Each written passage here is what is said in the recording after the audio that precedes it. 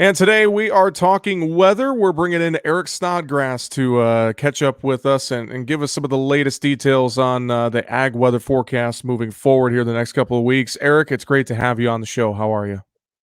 Yeah, I'm doing well. I appreciate the invitation. Well, I thank you for taking the time to join us here, Eric. And just for starters, I kind of want to get your opinion. It seems to me the last few weeks, last few months here since we started 2021, that weather has really played a bigger, more important role in just how our markets have been trading lately. Would you agree with that statement, or do you think it's just weather's being amplified by all the other factors that are out there right now? Yeah, well, I certainly think weather got pushed to the forefront when we started to see changes in buying habits all over the world, right? And so all of a sudden now, anything that could affect the supply was going to have a huge impact on demand. And so we started to see those problems happening in South America and then across North America. There seems to be this longer term threat of drought. And so we see that combined with some of the acreage or estimated acreage reports, and folks start seeing those balance sheets tighten up a bit, and that just gets people concerned. Definitely. Well, and I want to talk about South America first because I think that's where a lot of this all started.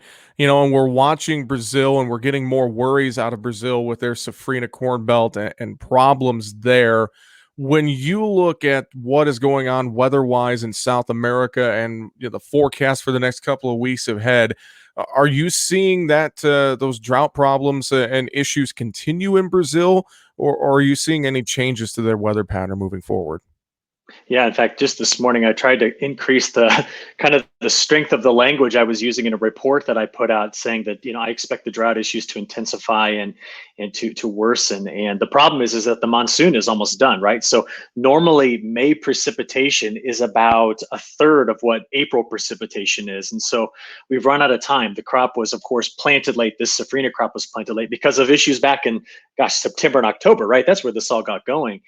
So the big issue has been that southern Brazil, from like Mato Grosso do Sul through Paraná, getting down to Santa Catarina and Rio Grande do Sul. We'll call that the southern, Brazilian ag belt, where it's hard to estimate, but I would guess better than a third of the safrina crop is located. I mean, parts of southern Mato Grosso do Sul and Paraná have not measured rainfall in April. So the problem is that this would be like a critical time for that corn crop to be getting the moisture it would need as it's going through pollination and as it's starting to fill the grain. And the reality is it hasn't gotten rain, and every single forecast that's coming out keeps trying to bring these fronts up through Argentina, and they just get to Uruguay and they stop. Maybe they get a little rain in Rio Grande do Sul, but there's not a whole lot of a safrina crop grown in Rio Grande do Sul. It's really Paraná, Mato Grosso do Sul, Bahia, Mato Grosso, of course. That region seems to have most of it. So my biggest concern was I just looked at a 10-day forecast and I had bright white on my map, and that's the color I used to indicate no precipitation. And so to see the European model advertise that, which is the most trusted model that I use, I continue to see these drought issues going all the way through at least the first week of May, possibly well beyond that, just given that the monsoon normally shuts down anyway. Yeah, and that's definitely something that's gonna, impact and continue to impact our supply and demand issues just because, if we don't get that big crop out of Brazil, it's really gonna have an effect. On the flip side, Argentina, it seems like they've been getting more precipitation that's kind of been untimely for harvest there. Talk about Argentina's weather patterns a little bit. Yeah, so they couldn't buy rain earlier in the season, and there was some of the early crop that went in that showed a lot of stress. Then they got some good rains midway, and it helped that crop that was planted a little bit later. And we saw the conditions ratings go up as that rain came through. And then since then, there have been just routine low pressure systems that kind of drag fronts from the south to the north right through the country, and it keeps hitting the productive fields. But they're now look. That's like us getting a rain, in the late September and October when we're trying to get the crop out, or at least let it dry down. And so it's starting to create some issues there with the frequency of this rainfall. And they got more coming here, at least in the next week, that could again kind of push some folks later and later toward a harvest. But I think the problem here is that if we just look at the whole of South America, what could have come out of the continent if everything would have gone well is a far cry from what we're going to get. I mean, they had a chance at that bean crop being better than 138 million metric ton, and this corn crop being better than 105, maybe even more million metric ton. And now we're looking at everything just really pulled back in Brazil and Argentina. While it's a huge place and some very fertile soil, can't make up for those deficits for the whole of South America's growing region.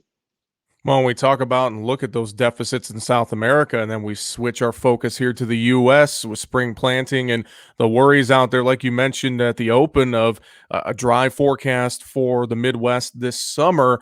I've heard varying forecasts, various schools of thought that the general seems consensus seems to be that we're going to be dry west of the Mississippi and we're going to be wet east of the Mississippi this year. But what are you hearing and what are you seeing in your models as we look out here, the next month or so and start getting into the summer months? Yeah.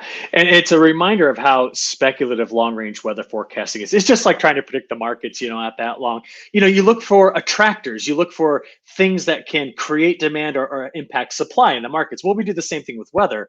And when you look out that far, usually the only seasonal indicator, because everything else is sub-seasonal, in other words, happens in the 2 to 4 week time period. The only seasonal indicator out there is ocean temperatures, and it's cold off the West Coast. And we call that the negative phase of the Pacific Meridional. That's the name of it. So generally speaking, when it's cool off the West Coast, we start to get concerned about Midwestern United States drought. All right. Now, we have had very warm water there for like 9 straight years. And that's why we've seemed to have resisted that. And all of a sudden we see that and it raises the concern.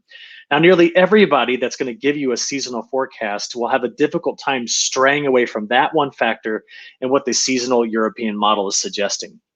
And long story short, that model you described it perfectly. If you get west of the Mississippi, it's got drought issues and it's got heat issues. And we already know that there is drought in the Four Corner states. It's in the Northern Plains. It's in Texas and California. I mean, they barely got 50% of their normal precipitation during their wet season. And the whole of the West Coast is having its driest April on record.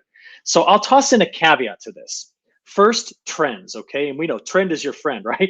So the long term, the 70-year trend is that east of the Mississippi River, the growing season, April to October, it's been getting wetter to the tune of about 5 inches. I mean, that's a lot of extra rain. Whereas you go west, I'm talking well west of like the 110th meridian, that area has been getting drier and drier with time. So that's one factor leading forward with this. Even if we do get a ridge that sets up, like, for example, on the front range of the Rockies, or maybe right there, western Nebraska, that area, we would still get flow that comes over the north of that and hits Iowa, hits Minnesota, Wisconsin, comes right through the eastern Corn Belt and delivers those summer rains from thunderstorms. And about, 60% of our summer rainfall comes from thunderstorms anyway. The Dakotas, I'm very concerned about. I just had a call this morning with a friend up there, and he says, just give it to me. What are we looking at? And I said, man, you're already having your driest last 6 months on record.